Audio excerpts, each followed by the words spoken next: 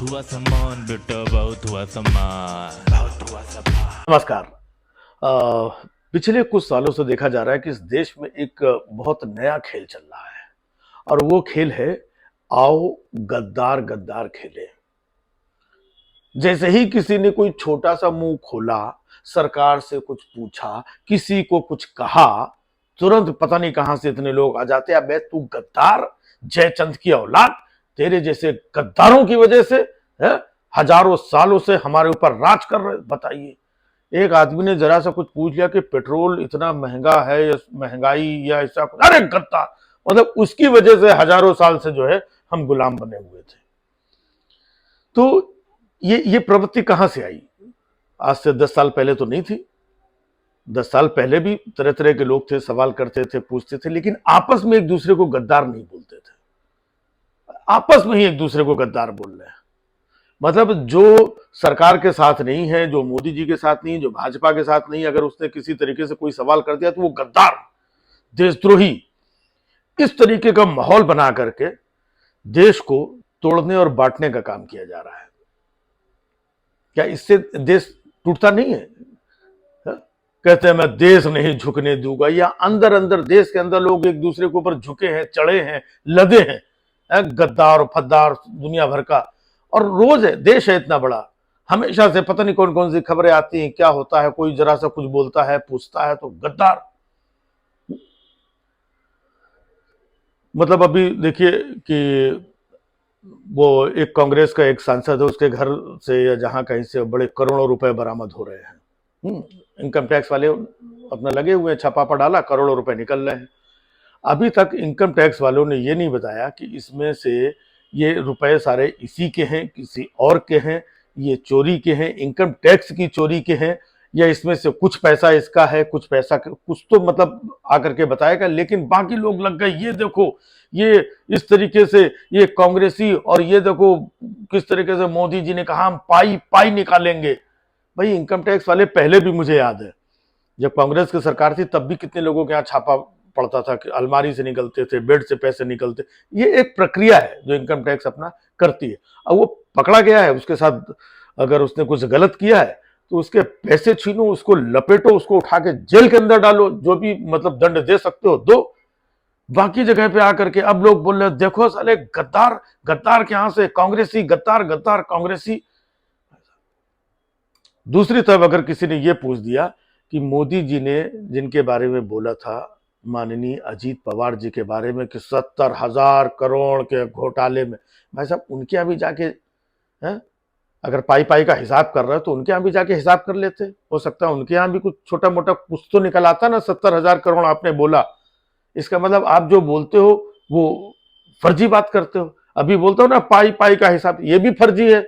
और जो आपने बोला था कि 70,000 करोड़ के घोटाले में ये फंसे हुए हैं, वो भी फर्जी था।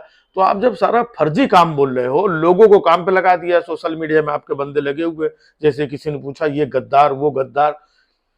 तो सवाल अगर किसी ने अजीत पवार के बारे में पूछ लिया, अरे ये तो गद्दार है, भाई मैं उसका समर्थन नहीं कर रहा हूं जिसके यहां से करोड़ों रुपए निकल रहे हैं। जो भी है वो हो सकता है चोर हो, उचक्का हो, जो भी हो, उसको दंड दो। लेकिन ये सवाल करने से आप गद्दार कैसे हो गए? ऐसे ही कांड और हुआ, महुआ मोइत्रा जो थी, तो उन्होंने सवाल अवाल पूछने का अपना पासवर्ड लॉगिन पता नहीं किसको क्या दे दिया, कुछ तो उन्होंने गलत किया और उनकी संसद सदस्यता चली गई। जब उनकी सदस्यता चली गई कोई बात नहीं है, लेकिन किसी बंदे ने पूछ लिया कि रमेश बिधूड़ी की सदस्यता क्यों नहीं गई? अरे ये तो गद्दार है। मतलब जिसने पूछा वो गद्दार। बात उसकी नहीं है कि महुआ मोइत्रा को जो आपने सजा दी उस पर सवाल नहीं है, लेकिन रमेश बिधूड़ी नाम का जो सांसद है, आपका जो सांसद है, उसने संसद की मर्यादा को तार तार किया, इतनी गंदी गालियां समाज को तोड़ने का, देश को तोड़ने का काम किया है? इतनी भद्दी गालियां दी गई और उसके ऊपर कोई कार्रवाई नहीं, वो आराम से अपना बैठा हुआ है। ऐसे आपके सांसद वो साध्वी प्रज्ञा, उन्होंने मतलब क्या क्या बोला गांधी जी के बारे में, ये वो, बस मोदी जी ने कहा हम इसको दिल से माफ नहीं करेंगे, बस ये बहुत बड़ी सजा हो गई, दिल से माफ नहीं करेंगे। और किसी से गलती हो गई उसको संसद से उठा के बाहर फेंक दो। और प्रज्ञा मिश्रा को, प्रज्ञा मिश्रा कह रहे हो, जो भी प्रज्ञा ठाकुर है, तो उनको जो है दिल से माफ नहीं करेंगे। सबसे बड़ी सजा हो गई। तो ये जो भेदभाव होता है, इसमें एक कॉमन मैन के मन में बात आती है कि ये भेदभाव क्यों? अगर मोदी जी वाकई में ईमानदार हैं, पाई पाई का आप हिसाब अगर निकालना चाहते हैं तो सबके साथ निकालिए।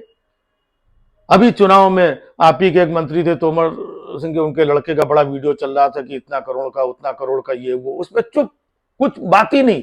और यही अगर दूसरे का होता तो उसी में हंगामा काट देते, ये देखो ऐसा हो रहा है और इनके पार्टी के ये प्रक्रियाएं हैं। तो जब आप एक को ये करते हो, एक तरफ आप बोलते हो नारी शक्ति वंदन, हम नारियों का शक्ति वंदन, अच्छी बात है, कोई बुराई नहीं है, हम सब साथ में, बड़ी अच्छी बात है ये। लेकिन दूसरी तरफ जब पहलवान लड़कियां बैठी रहती हैं और रोती हैं, चिल्लाती हैं, धरने पे उनको खींचा जाता है, घसीटा जाता है, उनके साथ में शोषण हुआ है, और जो इन्वेस्टिगेशन हुआ उसमें दिल्ली पुलिस ने भी ये बात मान लिया, लेकिन आपका वो सांसद जो शोषण में, जिसका नाम है जो चीजें, उसके बाद आप कुछ नहीं, चुप।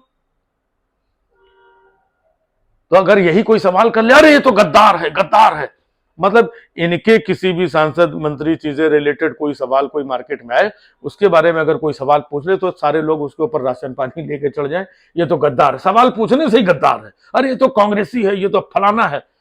तो आप अपने सारे लोगों को, प्रज्ञा को दिल से माफ नहीं करेंगे, रमेश बिधूड़ी को ऐसे साइड में उधर डाल देंगे और उनका ऐसा कर देंगे। आपका एक और एमपी था अपना परवेज वर्मा, जो खुलेआम कह रहा था कि मुसलमानों का बहिष्कार करो, इनसे सामान मत खरीदो, इनका बहिष्कार होना चाहिए, ये वो। आप कहते हो सबका साथ सबका विकास, हम सबके लिए काम कर रहे हैं, 125 करोड़ देशवासियों, हमारे भाइयों बहनों। तो ये फर्जी बात लगती है, नकली लगती है। एक तरफ आप अपने ही आदमियों को छोड़ रखा है कि जाओ आग उगलो, ये करो वो करो। एक आपका भी सांसद वो टी राजा गंदी गंदी गालियां दे रहा है, कुछ नहीं, कोई मीडिया में कहीं कुछ नहीं, वो हीरो बना हुआ है कि अभी नई बात, आधा झूठ आधा सच फैलाते हैं, जो जिससे लोगों को कंफ्यूज करते हैं। अभी वहां पर तेलंगाना में वो ओवैसी के भाई को जो वहां पर जीता, उसको प्रोटेम स्पीकर बना दिया है। अब बात मालूम चली कि प्रोटेम स्पीकर किसने बनाया? राज्यपाल ने बनाया, ठीक है। उसमें कांग्रेस तो अभी वही नहीं आई, तो प्रोटेम स्पीकर वो कैसे बना सकती है? अब फैला दिया गया कि ये देखो कांग्रेस का असली चेहरा, ओवैसी के साथ मिले हुए हैं और ओवैसी को प्रोटेम स्पीकर बना दिया। और वो टी राजा बोलता, अरे कांग्रेस का ऐसा चरित्र ये, और हम तो शपथ नहीं लेंगे। जबकि हकीकत यह है कि भाजपा वालों ने ही अपने राज्यपाल से कह के उसको प्रोटेम स्पीकर बनवाया है। और प्रोटेम स्पीकर की कुछ टर्म्स एंड कंडीशंस भी होती, कितना सीनियर होता है, कितना, तो उसको बनाया जाता है। कांग्रेस ने थोड़ी बना दिया। तो भाई साहब ये झूठ अब चारों तरफ यही चल रहा है कि कांग्रेस का चेहरा देखिए, कांग्रेस ने किस तरीके से इनको बना, मतलब कुल मिला के आप एक तरफ से ये सामने से आकर के खेल करके चुपचाप पीछे जाकर के नफरत भी फैलाओ, ये भी करो, और कोई सवाल करे, अब आप ही के आदमी जो लोग हैं, आपको सामने आकर बताना चाहिए कि नहीं नहीं, प्रोटेम स्पीकर का मतलब ये होता है और इसको इस वजह से ऐसे ऐसे हमने बनाया है। लेकिन वो पूरा कांग्रेस के ऊपर, तो मतलब कांग्रेस जो अपोजिशन है उसके बारे में झूठ, फरेब, नफरत, ये लुटे, सब ऐसा बोल बोल करके जितनी नफरत अपोजिशन के खिलाफ आप फैला सकते हो फैला रहे हो।